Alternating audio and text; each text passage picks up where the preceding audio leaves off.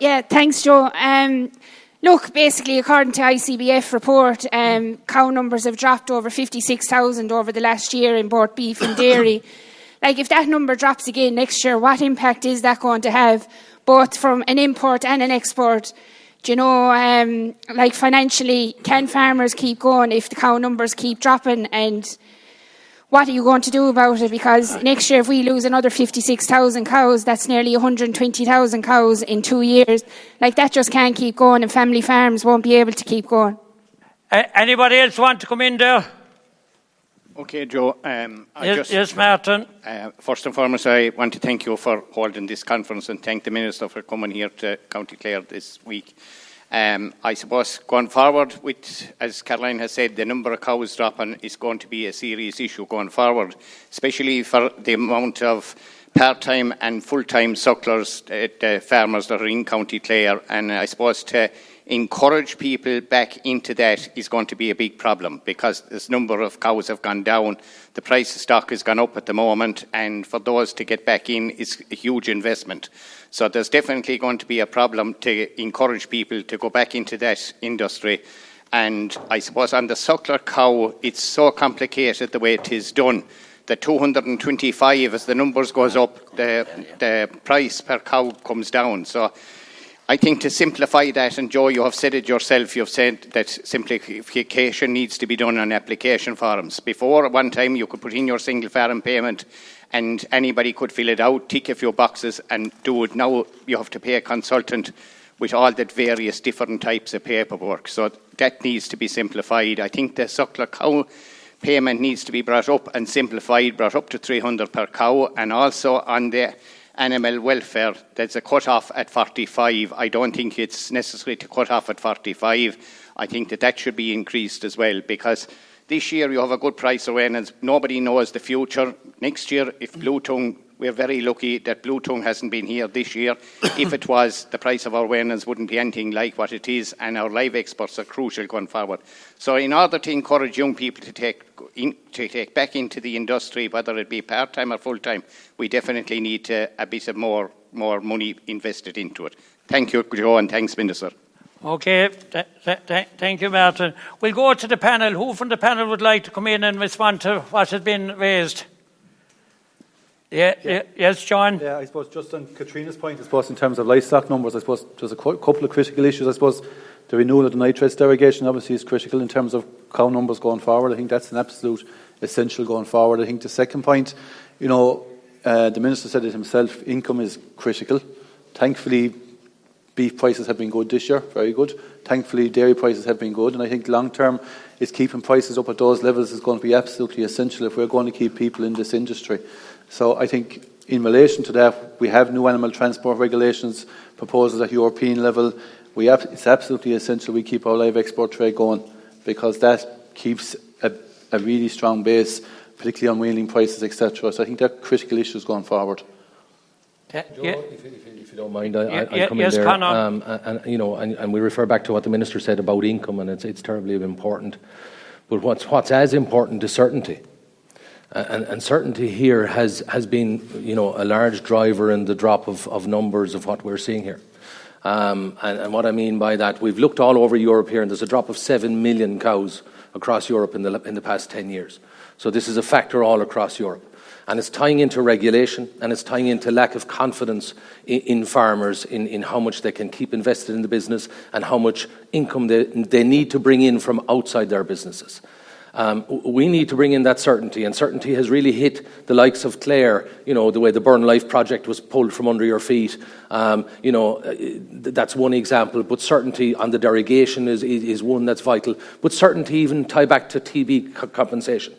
And if you have an animal worth 3,700 euros and your compensation is only 3, that can't be enough certainty to go back into the business. What has happened here is the prices have risen. The obvious economic decision on lots of cows has been to put them in the factory. And if you put cows in the factory, you have no calf the next year. And it's going to take incredible certainty from an industry to entice those people to buy back in the breeding stock to go again. And I think that's one of the big, huge things that we need in this and is really lacking. over the past number of years. There's a certainty around the industry, certainty around time. There's nobody can do a 5-year business plan. We're here talking about generational change.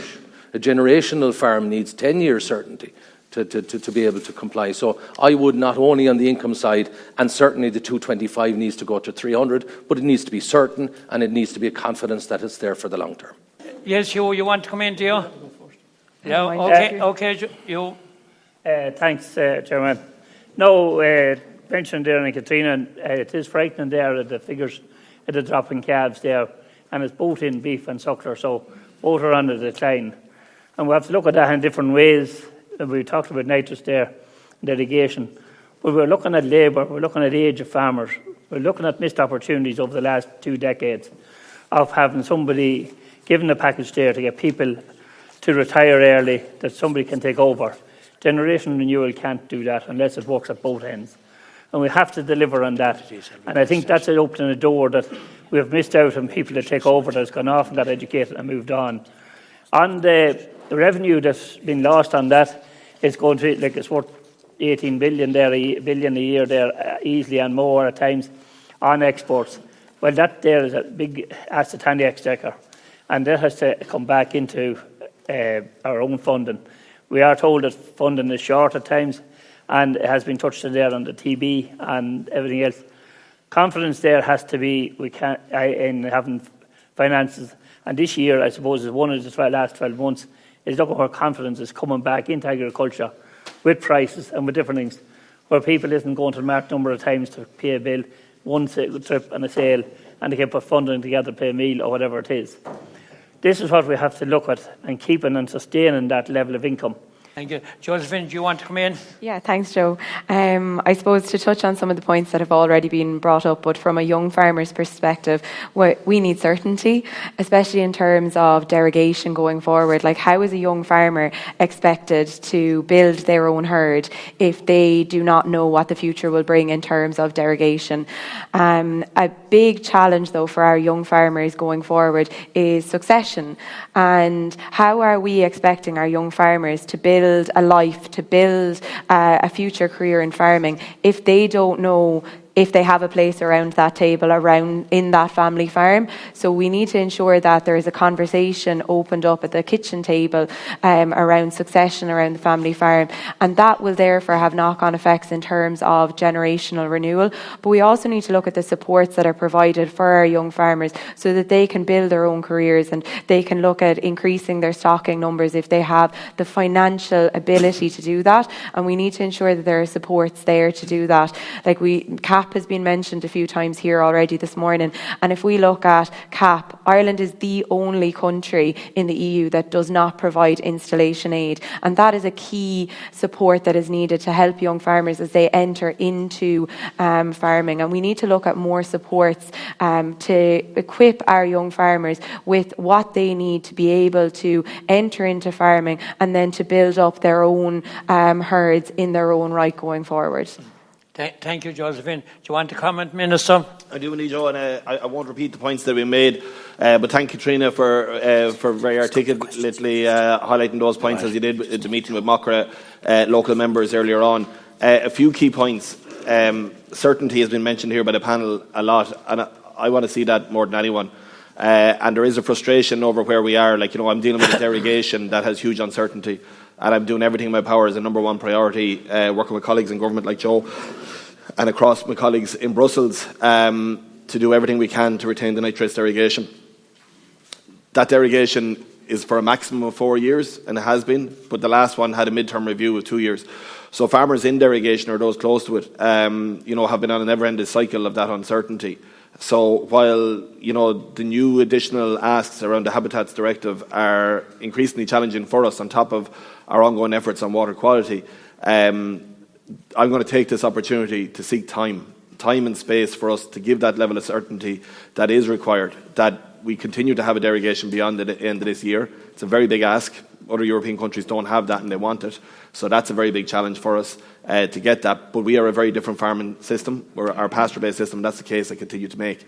In relation to the schemes, and look, with SCEP, there's no, I take the point that was made around beef welfare, but with SCEP there is no upper limit on that. And I know it was said in the meeting this morning earlier as well, around going from 225 to 300. And look, we could get into a bit more here, and someone say 300 and someone else say 400 a cow and all the rest of it. The very conditionality that frustrates farmers at 225 would increase in the current structure if we increase the payment per cow. It's just something worth bearing in mind. That the cost incurred income for gone model is something I've talked about before. It'd be really hard to change in the next cap on a European level, but I have raised it inside that with that comes that increased conditionality. So if we give more money to farmers, we have to increase the asks of farmers to prove that they're meeting that cost incurred income for gone model, and we take as liberal approach to it as we can. But it is very different. Like, I was in all the agri-environmental schemes at home, starting with REPS, and we all agree that, REPS was better than AOS or GLOS or any of them because it was based on a whole of farm approach. Whereas now acres, similar to the previous ones, is that cost incurred income for gone model, which means we have to build and design a structure around that allows farmers make an income from this activity, but they have to prove what it is they're doing for it. The points around succession and installation aid. Look, there's a conversation to be had around generation renewal in this country, and that will very much kick off next week when I launch the report on generation renewal that came back to the Commission for me. There's a statted shed at home on my farm that wouldn't be there only for I got installation aid at that time. So I see the merit of it, I see the value of it. But like annual budgets, domestic budgets will not have the kind of bandwidth or the scope to do something of that scale. So you are looking at the new cap 2028 at least before you will be in a position to have something on a very big scale in terms of succession. That's not to say there are other measures that can be taken in the short term, and I'm looking at the budget in terms of what I can do around generation renewal and looking at those elements. And obviously there's a lot of measures in the report that have different elements. Like we have a Commissioner Hansen who is really driven on generation renewal. I don't agree with every proposal that he's made, but I do agree with his approach of prioritising generation renewal. And as I said earlier, it is around income, but it's also around the point that's been raised so regularly here is data simplification. And I'll finish on this point, Joe. We have had successive Minister for Agriculture with the best of goodwill have talked about delivered simplification, and every scheme they've introduced has been the opposite, partly because of that cost incurred income for gone model, and not because they deliberately wanted to make things more bureaucratic and red tape, but it is putting off farmers, it's putting off older farmers, putting off younger farmers, and I am determined in the next cap to genuinely deliver simplification. And what that looks like is less schemes. I look at the cost of administrative scheme, the amount of IT resources, the amount of staff resources and all the rest, and that's money that could be going to farmers if we had more simplified schemes that are more straightforward. Obviously this is European money. You have to be delivering for it. You have to obviously have a clear element around that. But I do think it is possible, for us to design schemes, to have less schemes and have a more direct way of getting that money to farmers to allow them to continue to do what they're doing. And that's my big goal and ambition as we renegotiate the next cap, and we'll have the presidency in the second half of next year, which will be a key time to deliver on that as well. Okay, thank you, Minister. So there's a number of items on the agenda we'd like to discuss. So derogation, does someone want to come in and ask a question on derogation? And it's a concern here in the county. Yes, Niall. Yeah, thanks, Joe, and thanks, Minister. We spoke about it this morning in the meeting. It's been mentioned there, and I just want to echo everything that's been said. As a young farmer there, we're competing for land and resources and money and everything. And I think if the derogation is lost, in particular to West Clare, it's going to be very difficult for a young farmer to start up and expand his business when he's going to compete with people coming down the other way, trying to come down from 220 to 170. And I think it's just, particularly West Clare and any area, where we're doing very good practices, water quality is proven to be improving. I think it's quite important that it's just reiterated out to Brussels and to all our MEPs that this is of serious importance to young dairy farmers as well as those in derogation at the moment. Yeah, thanks, Joe, and thanks, Minister. Adrian, is it? Yes, Adrian, yeah. Look, we have an awful lot of grass-based figures Teagasc have them, they're being sent to the department. How come the Department of Agriculture, in its wisdom, cannot come up with a plan to basically advise farmers nearly on a weekly basis what can be sprayed, especially during the main grass growing period? Especially, you all know our stocking rates. Why can't you come up with a plan that goes to every farmer, allowing them or advising them how much can be sprayed either in organic or chemical fertiliser. Deliver this plan to the people in Brussels. Let them know what actually the Department of Agriculture is doing to help our water, to help our farmers. Rather than civil servants running over and dropping from our 250 back to 220 and hope and pray that it works. Like, come up with more innovative ideas, because you haven't been doing that other than coming back with another regulation. That's all that's been coming back from Brussels in the last 10 years. Sorry, coming back from Brussels, and you're delivering it and probably adding a couple of more regulations to it. And as for what Niall said, I agree totally what the previous speaker has said as regards the derogation. And like, you must remember, Ireland is the third best as regards water quality in Europe. Ireland has the third best water quality in Europe, and it's never mentioned, and I don't know why. We're always as farmers, we're just getting a good kicking. So thank you very much. Okay. Kevin, did you want to come in there for... Thanks, Minister, for coming to County Clare, and thanks, Joe, for organising this. Just a derogation there, Minister. We all know how important it is, and Joe recognised it there for his election, and he identified 50 different locations in Clare for water pollution. He made it his priority. You've mentioned it yourself in priority. Can I just give you an example? Here in County Clare, we have a village, Clare. When Clare has no wastewater facilities, it is approved. We don't know when it will be done. But apart from that, when Clare overloads, it floods onto the Dunbeg River. When that Dunbeg River overflows, it backs up onto the land. Now, that is directly affecting farmers from cutting silage, harvesting for their animals, so on and so forth. When is it going to be addressed, Minister, that our water quality is coming from the rural side, it's coming from the towns and villages that has not been addressed on the water quality? And we, as farmers, we can't address that side without the funding coming in and being addressed. Now, 50 locations in Clare is by far too much, Minister. Thanks, Kevin. Councillor Pat Burke, you wanted to come in there, did you? Just on the earlier discussion, Joe, thank you. Just on what you touched on, I'd be careful what I'd wish for. Even if the Minister had a blank cheque in the morning for €300 a cow, as Martin McMahon suggested, or for a once-calf heifer for every heifer, where would our cattle trade be then? I think a farmer gets no more satisfaction out of selling cattle for a good price. He prefers that to the cheque in the post.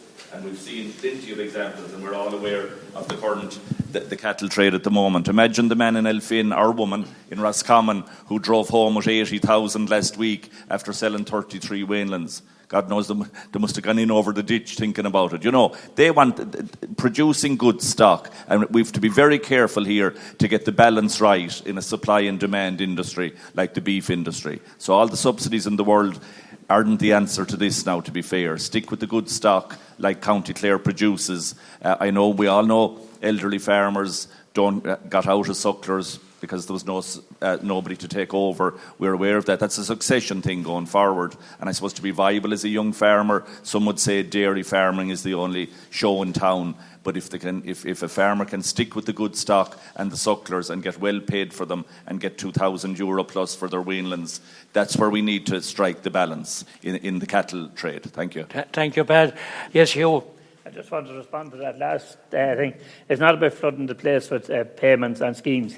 It's restocking farms that will never be stocked or can't be afforded to be stocked, and a minimum stocking to get them active again. Like that 2,000 there, you're talking maybe on 20 cattle or 30 in the year. Well, you say, take the cost and all out of it. It wouldn't be a minimum wage when all's taken together. It looks great on ink and paper. Yes, we want them prices, but I'm not going to home on it. This is already covered. As far as the derogation goes, we're all in favour. We're all looking for it. But as the Minister touched on it there, they're looking now for the habitats in it. And that is a big fear for us all. And you look at yourselves in the Bourne here. It doesn't matter where we're along Shannon, or God knows what it is. Where habitats are. What is, if there's a study done on them, are we looking at designation, or maybe we're not able to farm it? And this is something we have to protect, and I think the Minister has outlined this earlier on. but I'll let him answer on that one again. But that is our biggest fear for all farmers. Thanks. Thank you. John, you want to come in? Yeah, I suppose just on the derogation piece, like if you listen to the national media, you get this impression that derogation farmers are large-scale farmers. Like the vast majority of derogation farmers are under 70 cows, probably.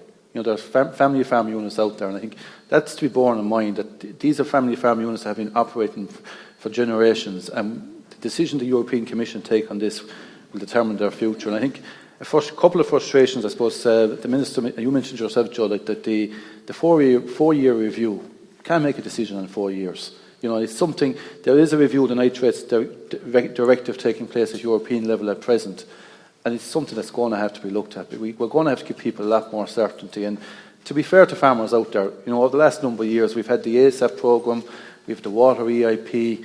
There's huge progress being made on farms, and the water quality is improving. I believe it will improve, and I think the gentleman over here in the corner mentioned Durban wastewater. Like, they've been given 20 years by the EU Commission to get their house in order.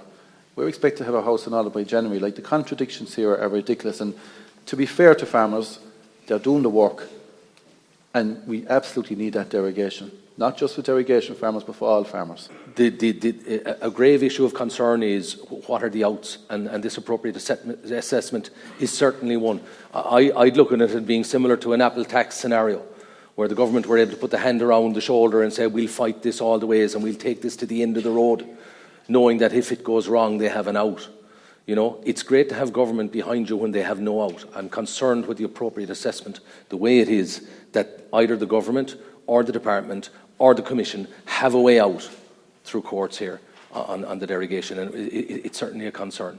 And again, back to John's point about the sewage and the scenario like that, Ishcairn and their current funding won't fix the sewage problem for 50 years. On the last review, the Department of Agriculture gave in, and shouldn't have, on two conditions. One was that we were to get our water quality right, which we proved we did. They subsequently moved the goalposts now. But the second part of that was that we wouldn't keep our derogation if there was a risk to further eutrophication in the harbours. Now, that's something that farmers could have no effect on. It was a phosphorus issue. It was nitrogen adding to a phosphorus issue. And that issue comes from 200 years of flush toilets. And that's not going to finish.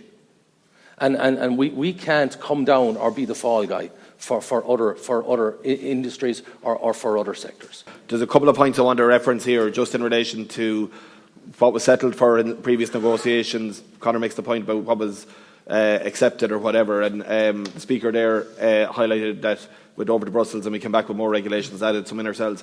We need to get real here, lads. The derogation is an exemption to a European-wide rule that is controlled by the Commission.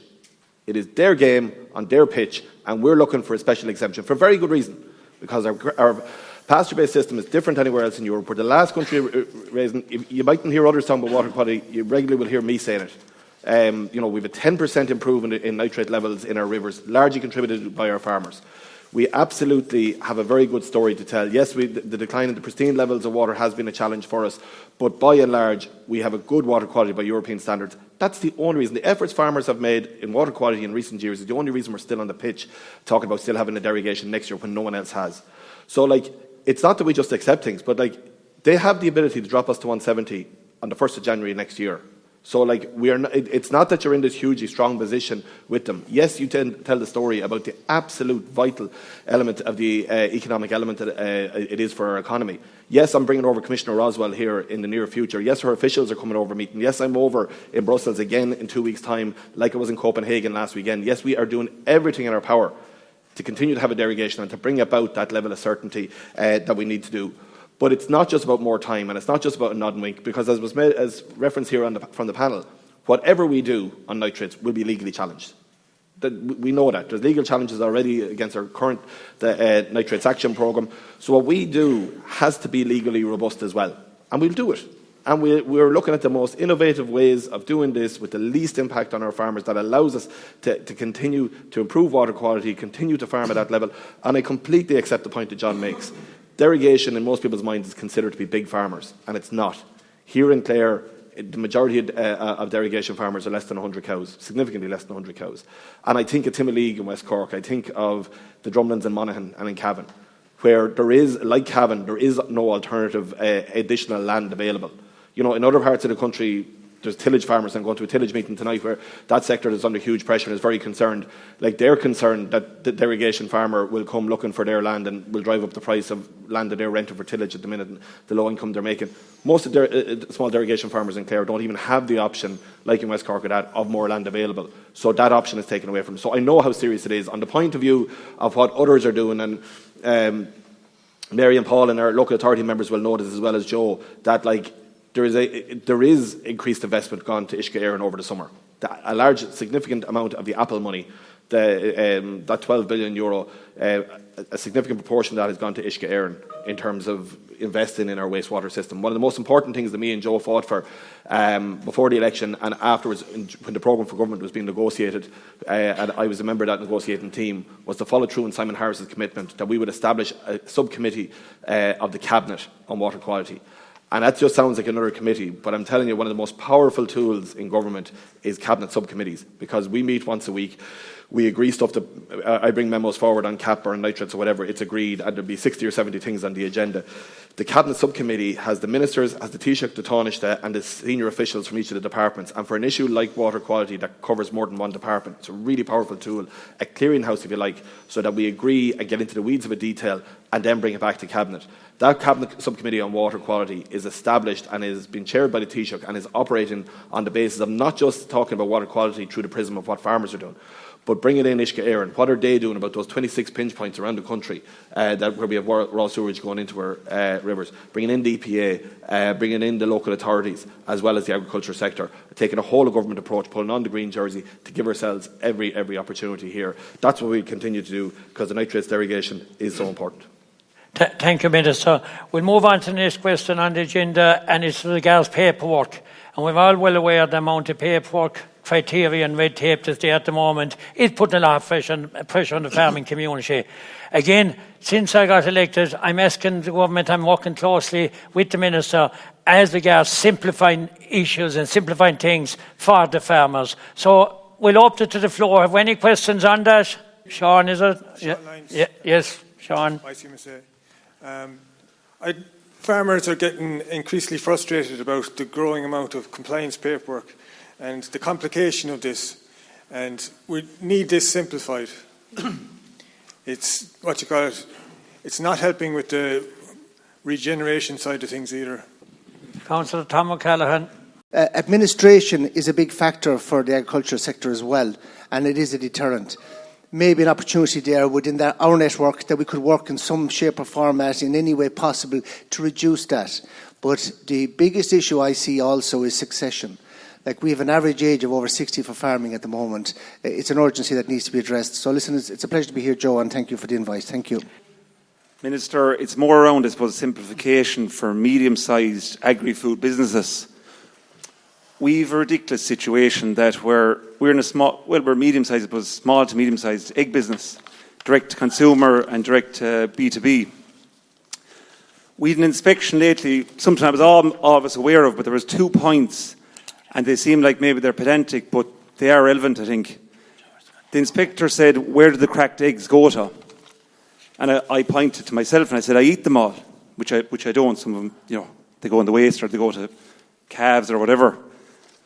But she then went on to say that they should be going to an ackery where you dispose of dead animals. And I said, how are you going to be able to bring 2 or 3 eggs or 4 eggs out to an ackery in a bucket?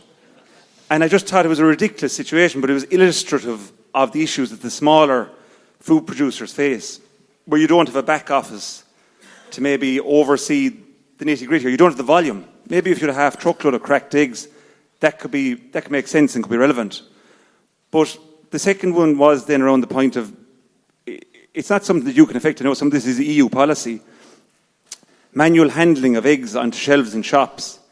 And I just said the guy that delivers them is 6'2" and he was working in construction all his life. He doesn't need to be trained to manually handle 700 grams of eggs.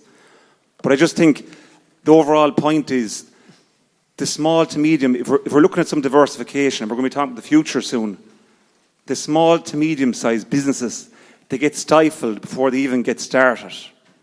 And we really need to watch, there is a difference in scale between a large agribusiness, and let those small businesses get to that scale and let them get to that level where they have that resources. But I think just around that area, and I know it's not fully your remit, but some of the pedantic sort of nitty-gritty that you need a big back office to resource in terms of regulations, it's totally off-putting.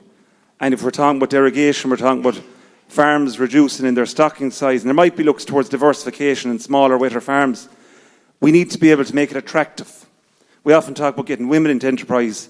What I often say is, if I'm giving a talk, I often say is, like, why would anybody get into enterprise in some level? Because you have full employment. We're very near Shannon, we can quite easily get good employment in the road. But just that would be a point, I suppose, around the paperwork, regulation side of it, compliance. Yeah, Conor. Thank you, Joe. I suppose just in relation to paperwork, a lot of farmers are, I suppose there's a fear and they feel intimidated by excess paperwork. And certainly now, as regards some of the latest schemes, acres, a lot of farmers have not applied for it at all, simply for the fear of additional paperwork and the technical aspects of it. And indeed, particularly SCEP, an awful lot of farmers have not taken up SCEP at all. They're losing out on income for fear of the additional paperwork, particularly the Board B requirement. Now, look, what I suppose is there any way to mitigate that in terms of making the process simpler, more inviting, or doing away with the more technical aspects at all, because this is affecting farm incomes on the ground? Thank you. Josephine, we'll go to you on the panel, okay? Thanks, Joe. I suppose simplification is something that we as an organisation have been calling on for years, and rather than us seeing any progress, instead we're seeing more red tape and more paperwork, and that can't go on any longer. We've mentioned a few of the schemes here today already, and a lot of the application forms are long and complex. They take an awful lot of time. A lot of them have to be completed online, and oftentimes there's no training provided for like some of the maybe older farmers who may not have the necessary skills to be able to apply for the different schemes. And all of those things need to be considered to ensure that the different schemes are open and accessible to everybody to provide the intended support. But from a young farmer perspective, we need to make farming more attractive to young people going forward. And we all know in this room that when you're farming, you're out early in the morning time, you're working long, hard days a lot of the time, and the paperwork is often the thing that's left until the evening time.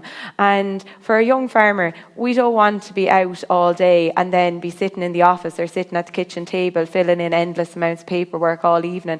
We need to promote a more attractive work-life balance, and we need simplification to support that so that our young farmers can be active in their local communities as well, be it their Macra club, be it in their GAA club, whatever it may be, because they are the future going forward, and we need to make sure that farming can be an attractive future for our young people, and paperwork cannot be one of the things that's holding them back. Thank you, Josephine. Hugh, you want to come in there? Like we always do is look at the SCEP scheme and the beef welfare scheme combined. With between 10 up to, I think it is 10 we counted up the other night, between different dates and different actions that has to be done. Nobody can work with that because the mindset doesn't know where they are, and maybe they're missing out on deadlines and knocked out of the scheme, which we've seen. We all started off in Suckler, the majority of us, with just a straightforward application per cow. This cost forgone, I don't know how that got implemented into it, but it's not workable. Okay, quick comment, John. I would agree with the Minister. We probably have too many schemes not delivering enough for farmers with too much complexity. And I think in the next CAP we need to go for maybe less schemes with less complexity and more support for the farmers. We just schemes that are delivering €500 or €1,000. We just need to do better schemes, structure better. And I think the other point I'd make is we have an awful habit in schemes here in Ireland, developing them to catch the 1% of people who are going to be non-compliant. And it makes the 99% of people who will be compliant, it creates hassles for those people. We need to change our model, design schemes for the 99% and deal with the 1% some other way. Minister, would you like to comment? Well, look, I'll get the opportunity to prove my worth in the coming years as part of the next CAP. When it gets to the point, obviously what I'm doing at the minute in negotiating with Commissioner Hansen and working with colleagues across Europe is to try and get as much flexibility as possible. We want a common agricultural policy to remain common, but we need the flexibility and the subsidiarity at national level because how we farm in Ireland is very different than other countries, and we need to be able to tailor our schemes to best suit our farming system. So that's what I see, and that's why what John talks about in terms of simplification, we'll have an opportunity hopefully to do that as we design new schemes, mindful of the challenges that existing schemes have thrown up for farmers. But I also need to make the point that doesn't mean that we can just do what we like. My department administers €1.2 billion of European money. We enter through the CAP strategic plan that all the farm organisations are a part of. We design schemes and send them over to Brussels for approval. They go through them with a fine-tooth comb, they modify them, they change them, and we finally agree on something that we want to implement with our farmers and that they can sign off on. They need reassurance that their money has been spent the way they've agreed to, that European money is being spent in the area delivering what the objectives of that scheme is. So that's why we have to have a minimum of 4% audits on that to reassure them that their money has been well spent. There's a thing called disallowances, where every member state is audited across Europe of how they're administering European money and if they're doing it right. And disallowances is where they find a country has implemented it differently or not implemented the rules as the EU had considered. Then they'll say, OK, you're not using European money for that because you're not doing it as we agreed. So therefore, here's a disallowance of 10 million or 20 million. You can pay for that scheme yourself out of your own national exchequer because it's not what we agreed to. So when they come and they audit how our farmers are operating and audit how we've audited farmers, that's what they look at. Ireland historically has had a low level of disallowances. We still pay a few million every year, but it's not in the tens of millions, and many other countries would be. And there's a balance. I don't want us to be the best boys in class at auditing and, you know, to the pin of the collar that we have driven farmers over the edge. But we do need to remember this is not just all our money. And where there's national schemes, you have more flexibility. But where it's EU money, we have an obligation to reassure the EU that what they signed off on is where the money is going to. Thank you, Minister. Someone from the audience want to make a point? Yes, thanks, Joe. Declan Bell, local Suckler farmer and chairman of the Solera Cattle Society. I think we'd all like to see paperwork simplified and streamlined, and I think from what we're hearing today we have someone who's certainly in our corner, but I'd just like to join a few dots. Most of our paperwork revolves around traceability, antibiotic use and schemes relating to the environment. So traceability, antibiotics, environment. And fine, we have our paperwork to back that up. We're now going to see, as a result of Mercosur, very soon, South American beef coming into Europe. Traceability, antibiotics, environment. Not so sure. Okay, so I suppose my point is going to be in relation to paperwork, we're doing it, we want it simplified and streamlined, but I think there's a general acceptance that paperwork exists. We want a fair playing field. At the very least, I'm hoping that over the next decade, particularly as a result of Mercosur, we won't see any further regulations related to live exports on us. Maybe that will help to level the playing field some little bit. My name is Donny Shine. I'm a chairman of the Irish Family Farm Rights Group. We're a fully registered group. We're a small farming group. But I did come here maybe 4 or 5 years ago, and God knows I got 400 or 500 people to fight for the Suckler farmer of Ireland. And I think something has to be done, because €300 is no good on the present scheme as there at the moment. It's not fit for purpose. People are ringing me left, right and centre. We have 84 mats in this country, and I guarantee you, ladies and gentlemen, before 2 years there'll be 3/4 of them closed, because there won't be cattle there to fill the mats on the days of the mats. That's going to be a very serious issue. Now, Minister, I met you below in East Cork maybe 2 years ago, and in fairness to you, I put the very same questions as I'm going to put here today. What can we do for the Suckler farmer? And you said to me, do you know, Donny, you seem to know more about it as much as myself. Go away and get support for what you're going to do. So what I am going to do is, ladies and gentlemen, and I am proposing it, and I'm going to bring it to the Dáil, and I'm going to bring it to a vote in the Dáil, is that we'll have to get a proper Suckler scheme in. And as Hugh rightly said, we'll have to bring maybe 10 or 20% of our young heifers back into the stream again to kick-start the whole process again, because if we don't, ladies and gentlemen, we'll go down the very same road as our beef factories. Okay, Donny, thank you. Okay, one more speaker, so and then we're moving on to the next item on the agenda. Thanks, Joe. I suppose I wanted to raise the issue that about the income volatility measure. This year more than ever, the measure will be more important because the increase in incomes across all sectors, including beef. And they could turn around next year and have bad prices and end up having to pay a huge amount of income tax this year. So I would just ask him, even though I already asked him this morning, to do his best to push it across the line. Thank you. So my name is June Dillon, and we're farmers in Kilmurray McMahon. And we were a dairy, but now we're dry stock. And as I'm a member of AIN2, and AIN2 proposed a bill that there would be a minimum pricing put under beef sales so that Irish farmers wouldn't be undercut with South American beef coming in. And it wasn't supported by Fine Gael or Fianna Fáil. So I'm just wondering, and also back in April, the MEPs for Fine Gael could have stopped the Mercosur with an amendment, and they didn't vote for it. So I'm just wondering, why can't we have minimum pricing in place for beef coming in? Because I'm really worried about what's going to happen with Mercosur and the unpredictability of it. So thank you. How are you all? Andrew Naughton here, Suckler Farming in West Clare. On the paperwork side of things, do you think that it's something that should be brought into the agricultural colleges as it's teaching the younger farmers and how to get them into the system as well? Like, you're looking at Pallaskinnery down the road, you're looking at Garteen, and you're looking at Kildalton as probably being the three biggest colleges in the country.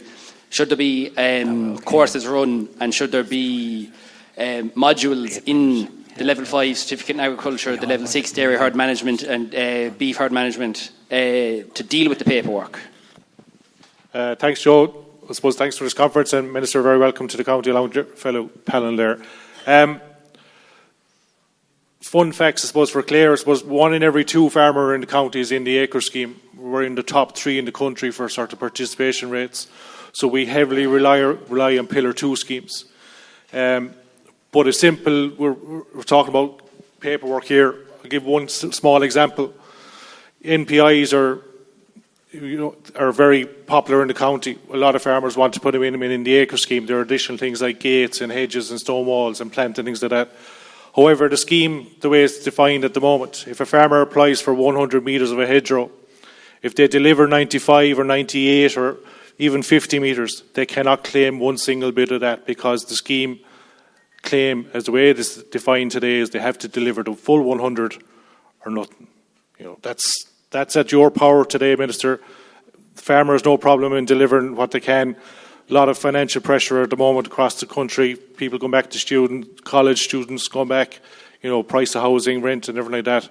However, if they deliver 98 metres, they won't get paid for one single cent because they had to deliver the 100. So that flexibility is there with you, Minister, and I hope that's forthcoming. Thanks. Thank you, Dennis. We'll go back to the panel. Who wants to come in on those number of points? Yes, Josephine. Yeah, I suppose I want to touch base on what Andrew would have mentioned there in terms of the module in the ag colleges, and I think that's something that definitely needs to be considered in terms of the paperwork, because we did mention there, another speaker, the importance that we do need to recognise traceability and everything, but I think everybody considers that our young people are very tech savvy, and if it's like Snapchat and the apps, they might be, but in terms of filling out forms, I think we need to ensure that the appropriate supports are provided going forward. And I know at an Ag Affairs level in Macra, we have been having discussions around making suggestions and proposals towards different modules that do need to be included in terms of the likes of the paperwork, but also in terms of succession. And we need to teach our young people who are interested in going forward to be able to broach that conversation of succession around the kitchen table. I think it's important that when we talk about succession, that everybody here, when we talk about succession, may consider that we're talking about the future, what's going to come. Maybe it might be death, it might be conflict, and we need to consider that, not just what Andrew was suggesting, but broadening out the conversation about what we have in our ag colleges. Is it properly equipping our young people to go forward in farming? And are we making sure that when our young farmers leave that ag college, are they going to be able to sit and say, right, is there going to be a place for me at this family farm, and be able to have that conversation openly. I know I've spoken to the Minister before on this in terms of other aspects of succession and ensuring the delivery of a succession scheme. This is something that we all need to work towards together to ensure that our young farmers have a future going forward. And I suppose that's something that we look forward to engaging more on with the Minister going forward to ensure that we do have an open conversation and succession is more normalised, but also the supports are there to encourage it to happen. Thank you, Josephine. Yes, you. I just want to follow on from Josephine there. At the other end, the more mature lads like myself, an awful lot of people isn't able to maybe work the computer or the phone system, and now we're changing to a MyAg system, which is more delays and complication instead of keeping it, but that's based on security. But I suppose we have to keep the other one open maybe to allow for them people that can manage, but they won't be able to change over. But most of all is, and I only spoke there in my own county of Cavan there to people that's involved in training there on computer and stuff, and it's funded by the state or by the departments. That there should be sent out to every farmer in the country for the winter months now, when they've a bit of time on hand. They can do a set-up course or a follow-up course and do the ag course on it over the winter months to be able to do this instead of having to wait for a family member to come home at a weekend or run into a planner and giving them 50 or 100 euro. I suppose a quick comment. I think the key thing here is that if a genuine error is made, that the system can accept a genuine error and fix it.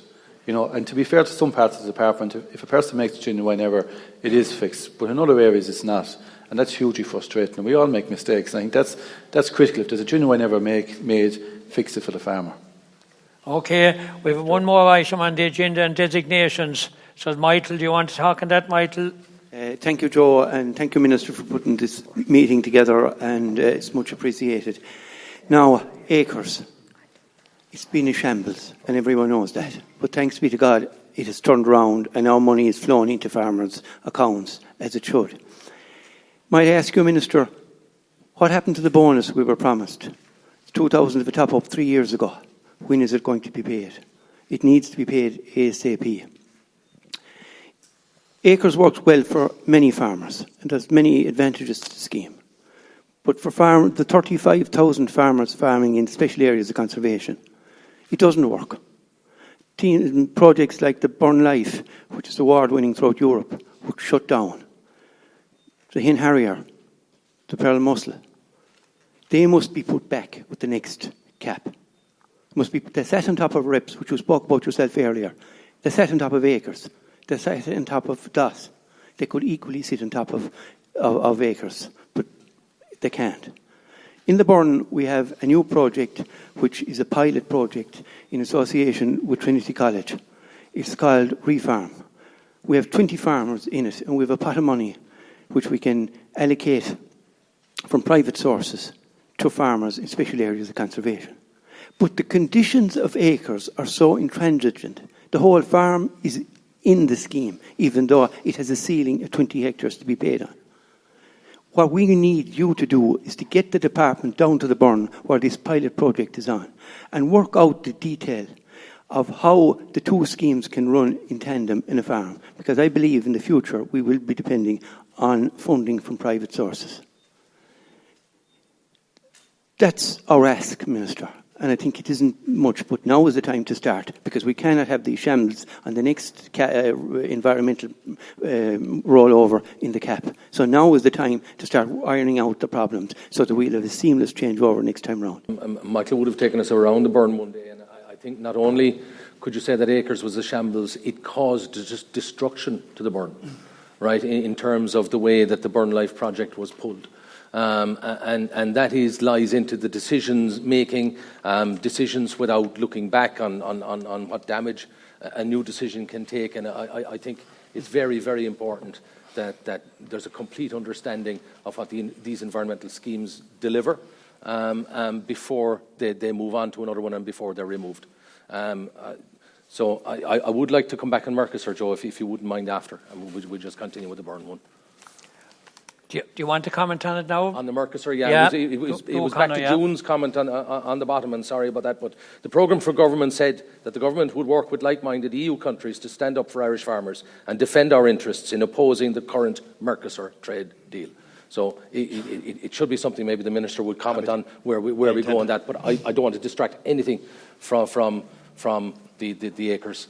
Thanks very much, Joe. I'm going to start with Michael Davern's last point first, but I've 6 other points from the last round, including Mercosur, that I do want to rattle through and just come back to. Well, Michael, first and foremost, I understand the importance and the value of the Burn Life project. I was first elected to the Dáil in 2011, and that first term I was a member of the Agriculture Committee, and Brendan Dunford came up and presented to us, and it blew me away as to what was being achieved on the Burn. And the whole idea of acres, behind the cooperation element of acres, and that was taking the positivity of the Burn Life project and other EIPs that have been locally led ideas like the Clare Soil Carbon EIP that I'm very proud to fund and really excited, met the team here today and really excited to see what that's going to deliver. EIPs are European Innovation Partnerships. They're co-funded and they're designed to be locally led from the grassroots up ideas, like the Life project is a larger version of that, and that at some stage they don't last forever, but you take the learnings from them, you learn the things that work well, you learn the things that don't work well, and you look at the elements. One thing an EIP and a Life project has to have is scalability. So the ability then to take the learnings from that and scale it out so that we can get that benefit to so many more farmers. The Burn Life project was such a success. I understand the frustration that has been that it hasn't continued in that form. We met earlier this morning, you made those specific points about refarm. I'm going to talk to my officials on and look at that, and Joe is going to continue to work with me on that one. But just about the extra, like, acres had its problems. I came into this job on the 23rd of January, 15,000 farmers who had signed a contract with my department were not paid when they were due to be paid. It was unacceptable to me, it was wrong. I'm not using the word shambles. Acres has many fine qualities, but what drove me mad, as well as farmers not having their contractual obligations met by my department by being paid on time, was that was all that was talked about acres. And any time acres was raised with me, we could never get to talk about the bits of acres that work really well. So I put a focus on, I went to Johnstown Castle, I met my officials, I saw where the problems were, I saw the huge challenges we had. We weren't making regular payment runs at that time.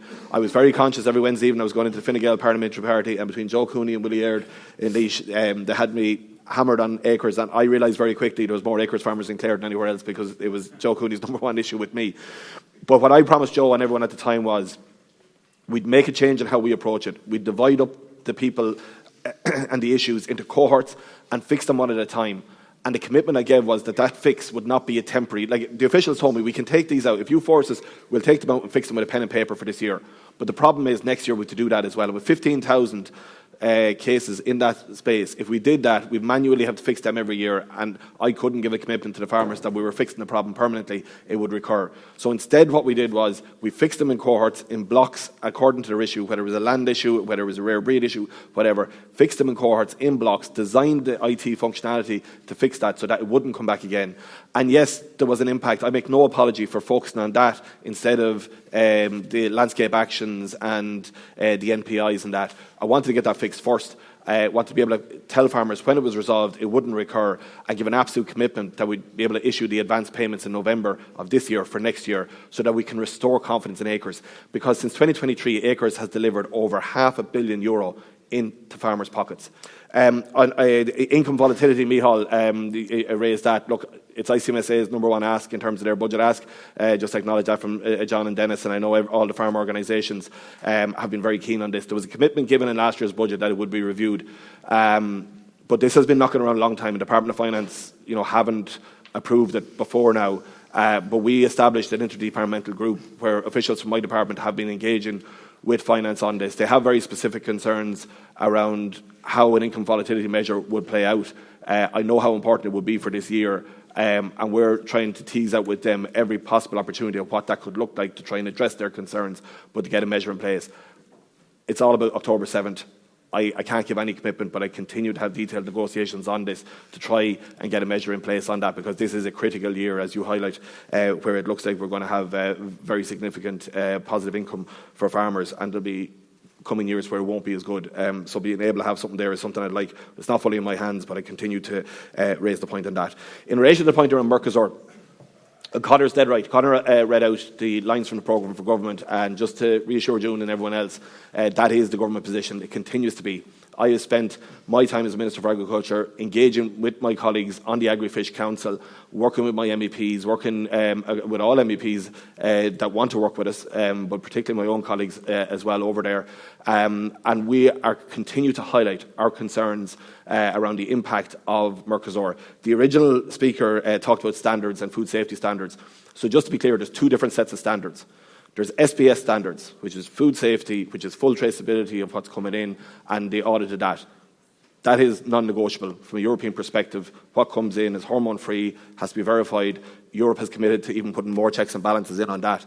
The second set of standards, that is the point that I continuously raise, is the environmental standards.